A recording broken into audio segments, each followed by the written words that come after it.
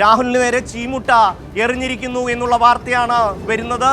വിവിധ യുവജന സംഘടനകൾ, ഡിവൈഎഫ്ഐ അടക്കമുള്ള വിവിധ സംഘടനകൾ രാഹുലിന് നേരെ അതിശക്തമായ പ്രതിഷേധമാണ് ഉയർത്തുന്നത്. പീഡനവീരൻ രാജിവെക്കുക തുടങ്ങിയ മുദ്രാവാക്യങ്ങൾ ഉയർത്തിക്കൊണ്ടാണ് LDF-ന്റെയും അതുപോലെ തന്നെ മറ്റ് യുവജന സംഘടനകളുടെയും പ്രതിഷേധം അവിടെ നടക്കുന്നത്. ഇന്ന് മാവേലിക്കര സബ് ജയിലിൽ നിന്ന് അല്പം മുമ്പാണ് രാഹുൽ മാങ്കൂട്ടത്തെ പോലീസ് വാഹനത്തിൽ തിരുവല്ല കോടതിയിലേക്ക് കൊണ്ടുപോകുന്നത്. രാഹുലിന്റെ റിമാൻഡ് അപേക്ഷയടക്കം ഇന്ന് കോടതി പരിഗണിക്കും. ഒപ്പം തന്നെ കസ്റ്റഡിയിൽ വിട്ടുകിട്ടണമെന്ന ആവശ്യവും ഇന്ന് SIT കോടതിക്ക് മുന്നിൽ വെക്കുന്നുണ്ട്. ഇന്നലെ ജാമ്യാപേക്ഷ കോടതിക്ക് മുന്നിലെത്തിയെങ്കിലും അന്വേഷണ സംഘത്തിന്റെ റിപ്പോർട്ട് കിട്ടാതെ ഇക്കാര്യത്തിൽ ഒരു തീരുമാനവും എടുക്കാൻ കഴിയില്ല എന്ന് പറഞ്ഞ് ആ ജാമ്യാപേക്ഷ പരിഗണിക്കാൻ കോടതി തയ്യാറായില്ല. ഇന്ന് വീണ്ടും രാഹുൽ മാങ്കൂട്ടത്തിനെ കോടതിയിലേക്ക് കൊണ്ടുപോകുന്നതിന്റെ ദൃശ്യങ്ങളാണ്. പക്ഷെ വലിയ പ്രതിഷേധം കോടതിക്ക് മുന്നിലും ഒപ്പം തന്നെ തെരുവോരങ്ങളിലും രാഹുൽ മാങ്കൂട്ടത്തിന് നേരെ ഉയരുന്നു എന്നുള്ളതാണ് നമുക്ക് കാണാൻ കഴിയുന്നത്. ചീമുട്ടയേർ രാഹുലിന് നേരെ ഉണ്ടായിരിക്കുന്നു എന്ന വാർത്ത കൂടി വരുന്നു. രാജ്കുമാർ ചേരുകയാണ്.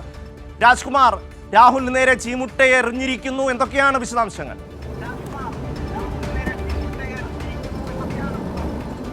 അതിരൂക്ഷമായിട്ടുള്ള ഒരു പ്രതിഷേധം രാഹുൽ മാങ്കൂട്ടത്തിന് ഇന്ന് മാവേലിക്കര സബ് ജയിലിൽ ഇറങ്ങിയപ്പോൾ നേരിടേണ്ടി വന്നു. ഡിവൈഎഫ്ഐ പ്രവർത്തകരുടെ കടുത്ത പ്രതിഷേധം അവിടെ ഉണ്ടായിരുന്നു. അവിടെ കഴിഞ്ഞ ദിവസം പത്തനംതിട്ടയിൽ വൈദ്യപരിശോധനയ്ക്ക് ഹാജരാക്കിയപ്പോഴും ഇതേ പ്രതിഷേധം നമ്മളവിടെ കണ്ടു. പിന്നീട് മാവേലിക്കര സബ് ജയിലിലേക്ക് മജിസ്ട്രേറ്റിന്റെ അടുത്ത് ഹാജരാക്കി റിമാൻഡ് ചെയ്തപ്പോൾ ആ മാവേലിക്കര സ്പെഷ്യൽ സബ് ജയിലിന് മുന്നിലും അതിരൂക്ഷമായ പ്രതിഷേധം അതിന്റെ ചൂട് ഡിവൈഎഫ്ഐയുടെ പ്രതിഷേധത്തിന്റെ ചൂട് രാഹുൽ മാങ്കൂട്ടം പറഞ്ഞു. ഇന്ന് രാവിലെയും അത് ആവർത്തിക്കുകയും ചെയ്തു. അവരുടെ പ്രതിഷേധം തീരുന്നില്ല എന്ന് ഡിവൈഎഫ്ഐ പ്രഖ്യാപിച്ചിട്ടുണ്ട്. തിരുവല്ലയിലും ഇതേ പ്രതിഷേധം തുടരാനാണ് സാധ്യത.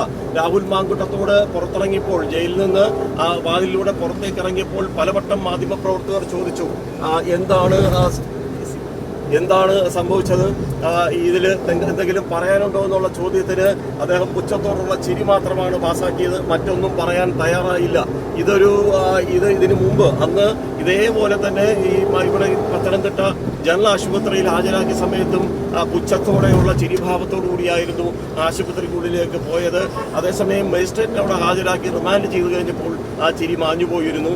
ഇന്നിപ്പോൾ വീണ്ടും ആ പുച്ഛച്ചിരി നമുക്ക് കാണാനിടയായി. ഇത് കേരള സമൂഹത്തോട് അതുപോലെ തന്നെ ഈ ജനാധിപത്യ വ്യവസ്ഥയോട് അതിജീവിതകളോടുള്ള ഒരു രാഹുൽ മാങ്കൂട്ടത്തിന്റെ മറുപടിയായി ഈ ചിരിയെ കാണുന്നു എന്ന് ഡിവൈഎഫ്ഐ പ്രവർത്തകർ പറയുന്നു. അവരിത് വിടില്ല. തങ്ങളുടെ പൊതിച്ചോറ് മനുഷ്യനെ സഹായിക്കുന്ന, മനുഷ്യന്റെ പട്ടിണി അകറ്റാൻ, വയറെരിയുന്നവരുടെ മിഴി നനയാതിരിക്കാൻ വേണ്ടി ഡിവൈഎഫ്ഐ കഴിഞ്ഞ ഒരു പതിറ്റാണ്ടായി തുടരുന്ന ആ പൊതിച്ചോറ് വിതരണത്തെ പോലും അനാശാസ്യമെന്ന് വിളിച്ച ഈ രാഹുൽ മാങ്കൂട്ടത്തിന് വ്യക്തമായ മറുപടി അന്ന് പത്തനംതിട്ട ജനറൽ ആശുപത്രിയിൽ അതേ രാഹുൽ മാങ്കൂട്ടം അകത്ത് ലൈംഗിക ക്ഷമതാ പരിശോധനയ്ക്കും അതുപോലെ DNA-യുടെ രക്തസാമ്പിളും മറ്റും രാഹുൽ മാങ്കൂട്ടത്തിലെ പുറമെ അവിടെ പൊതിച്ചോറ് വിതരണം ചെയ്തുകൊണ്ട് ഡിവൈഎഫ്ഐയുടെ മധുരപ്രതികാരം തന്നെ ഉണ്ടായിരുന്നു. അത് മധുരപ്രതികാരം മാത്രമല്ല, ഇപ്പോൾ അതിന്റെ കനത്ത ചൂട് ആ രാഹുൽ മാങ്കൂട്ടം അറിഞ്ഞു. എന്താണ് ഡിവൈഎഫ്ഐ എന്ന് പറയുന്നത്?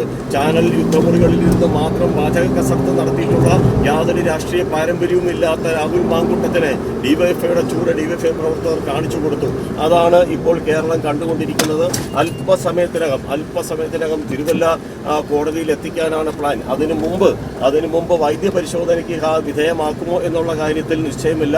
അത് SIT സംഘമാണ് തീരുമാനിക്കുന്നത്. നിലവിൽ പത്തനംതിട്ട നാർക്കോട്ടിക് സെൽ DYSPക്കാണ് ഈ രാഹുൽ മാങ്കൂട്ടത്തെ കോടതിയിൽ എത്തിക്കുന്നതിനുള്ള ചുമതല.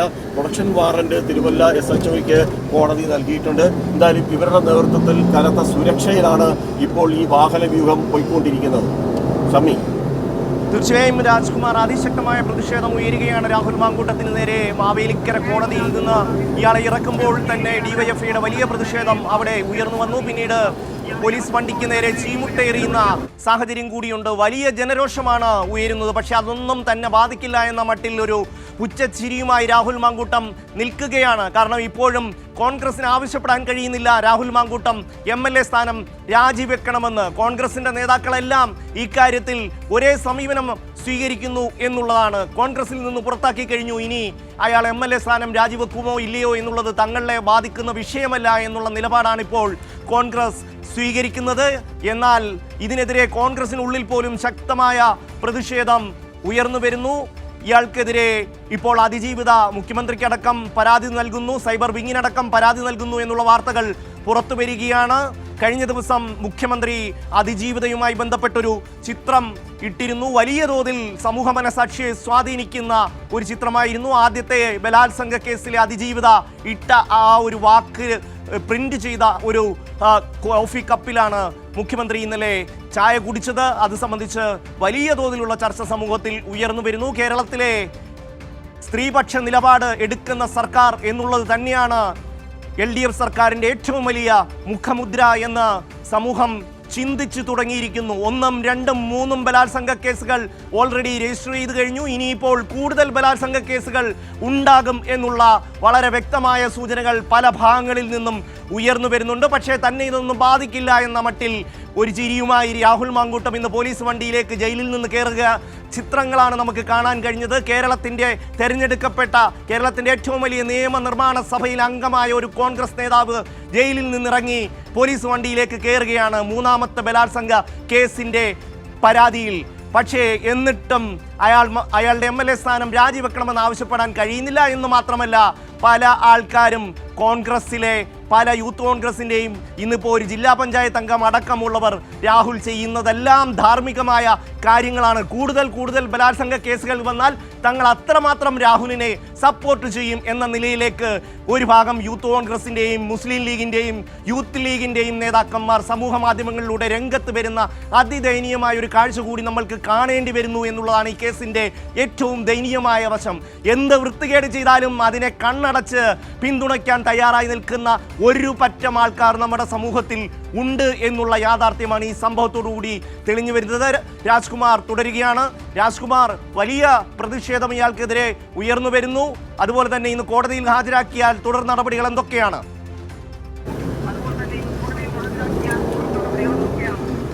ഷമ്മി, നമുക്ക് അതില് ഈ റിമാൻഡ് റിപ്പോർട്ട് വായിച്ചാൽ തന്നെ നമ്മുടെ കണ്ണ് നനഞ്ഞു പോകും.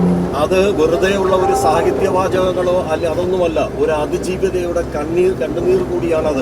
ആ അതിജീവിത, 3ാമത്തെ അതിജീവിത മുഖ്യമന്ത്രിക്ക് നൽകിയ ഒരു സന്ദേശമുണ്ട്, വീഡിയോ ശബ്ദ സന്ദേശം. അതാണ് ഏറ്റവും ശ്രദ്ധേയമായ ഒരു കാര്യം.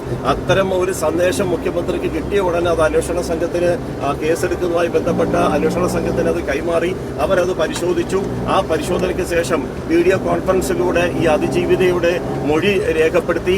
ആ അതിജീവിതയിൽ നിന്ന് വിവരങ്ങൾ ശേഖരിച്ചു. തെളിവുകൾ ശാസ്ത്രീയമായി ആരോരും അറിയാതെ അതീവ രഹസ്യമായി ശാസ്ത്രീയ തെളിവുകൾ ശേഖരിച്ചു.